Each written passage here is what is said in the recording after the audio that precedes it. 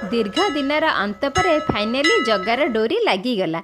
नमस्कार सांगने जय जगन्नाथ। आपण मैंने तो देखी पूर्व वीडियो आम कोणार्क चंद्रभागा जाइलु तापर डायरेक्ट आसी पहुँचीगलु पुरी। जेहेतु पुरी रे पहुँचला बेले संध्या हो जाइथिला तो प्रथमे आम पुरी समुद्र कूल को पलैथिलु। आउ राति रे समुद्र दृश्य किछि एपरि थिला। किछि समय समुद्र कूल बिताइया प्रथमे गोटे जगार बसी पड़िलु।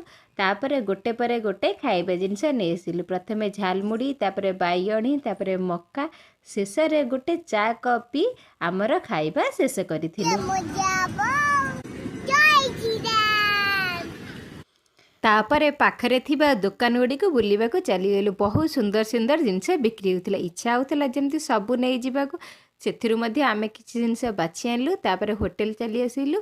किछि खिया पिया करी नहीं पुणे सेठू डायरेक्ट रूम को चलीगलु। दिन मन बुली बुली बहुत थकी जाइथिलु तो टिके सोई पड़िलु। सकाळ उठी गाधा पाधुआ सारी आमे चलीगलु जगा दर्शन रे। बहुत दिन अंत पर आमे जगार दर्शन कलु।